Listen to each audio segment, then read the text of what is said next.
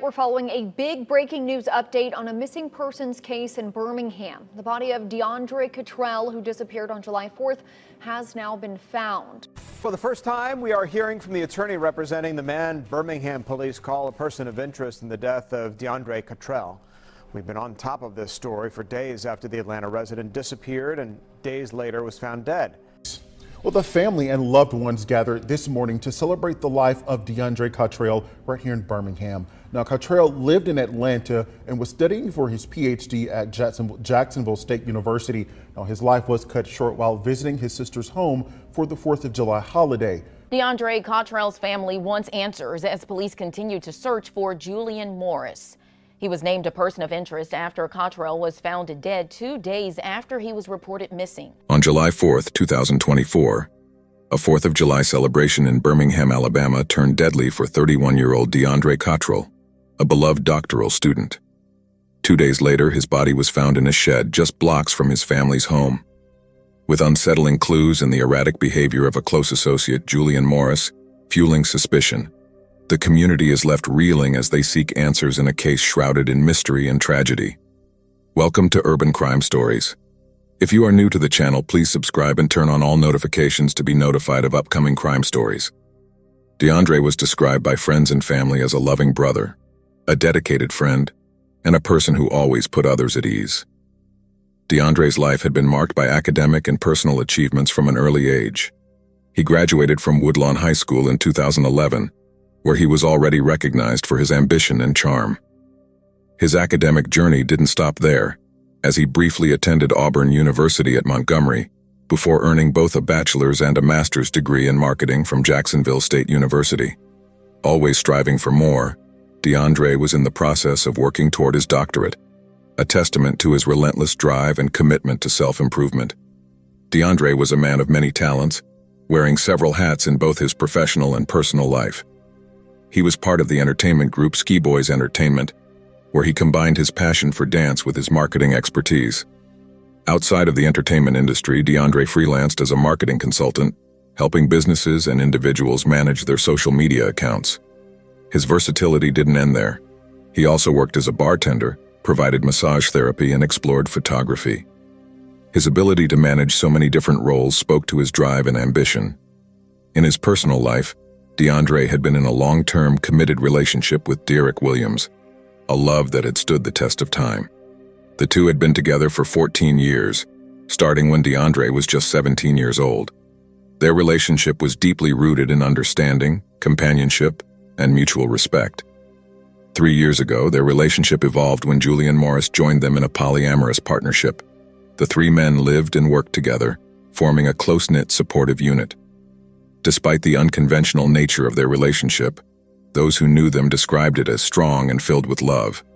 They shared not only their lives but also many of their professional ventures, creating a dynamic that was both intimate and collaborative. And I keep these bitches mad. Club Godzilla, gotta hold it, gotta hold it, gotta hold it, gotta hold it, gotta hold it, got some good head. Bring your partner. DeAndre's life, however, took a tragic and unexpected turn on July 4th, 2024. What should have been a day of celebration turned into a day of unimaginable loss. The promising future that DeAndre had carefully built was cut short in a moment, leaving behind shock and disbelief. His friends, family, and community were left grappling with the sudden and inexplicable tragedy. DeAndre and Julian arrived in Birmingham around 6 p.m. on July 4th. It was a special moment for DeAndre as it was his first time visiting his sister's new home, which he shared with Brian Harris and their children. The family had always been close, and typically when you saw one, you would see all three: DeAndre, Julian, and Derek. But this time, Derek wasn't with them. The family had gathered at the large Harris home on 4th Avenue South to celebrate the holiday together, a time that should have been filled with laughter and festivities. Around 9 p.m., DeAndre stepped inside to check on his dog, concerned about the loud fireworks. 9 o'clock, the kids went out and started popping fireworks. And that's when Dee decided that he would go in and check on their dog. Julian remained outside with the family for a short while before he too made his way indoors. The rest of the family stayed outside, keeping an eye on the children as the fireworks continued. At this point, there was nothing unusual. It was just a typical family celebration. About an hour later, however, Julian suddenly reappeared, approaching Brian with alarming news. He said that DeAndre had jumped out of a window. Confused, Brian pointed out that none of the windows in the house opened. Julian quickly corrected himself, stating that DeAndre had actually jumped off the balcony. Immediately, concern spread through the group and the family sprang into action. He said it so nonchalant, so calm, hey, your brother just jumped out of a window, and it was just like everybody stopped what they were doing, immediately turned on flashlights and just went to look. With flashlights in hand, they began searching the backyard, the alleyways, and even circled around the block, trying to find any trace of DeAndre. During their search, they stumbled upon several of his belongings scattered across the yard. His sunglasses, cell phone, and one of his shoes were found, while his hat was seen hanging on a fence post just beneath the second-floor balcony. Despite these scattered clues, there was still no sign of him, deepening the family's sense of unease. As the minutes turned into hours with no sight of DeAndre, the family's worry turned into panic. By 11 p.m., they decided to contact the Birmingham police, reporting DeAndre as a missing person. Birmingham police arrived on the scene and took down the details of his disappearance. They joined the search, driving around the neighborhood with spotlights in an effort to locate DeAndre. Yet as the night wore on, no new leads surfaced, leaving everyone grappling with an overwhelming sense of dread. What had begun as a festive family gathering had now become a night of fear and confusion, with no one able to explain what had happened to DeAndre. Family and friends searched tirelessly for DeAndre until about 1:30 a.m. on Friday. As exhaustion set in, Brian Harris and DeAndre's sister told Julian that they needed to rest. Julian had planned to sleep at DeAndre's sister's house, but she suggested it might be better for him to stay at her mother's house a few blocks away. Julian agreed but acted strangely. He got into his car but didn't drive off, first claiming DeAndre had the car keys, then saying he had them but didn't know where they were. Julian's behavior was erratic and bizarre, unlike anything the family had seen from him before. It seemed as though he was under the influence of something, although this was not typical for him. Ultimately, Julian walked to DeAndre's mother's house, and DeAndre's sister called her mother to ensure he arrived safely. At that point, no one suspected him of any wrongdoing.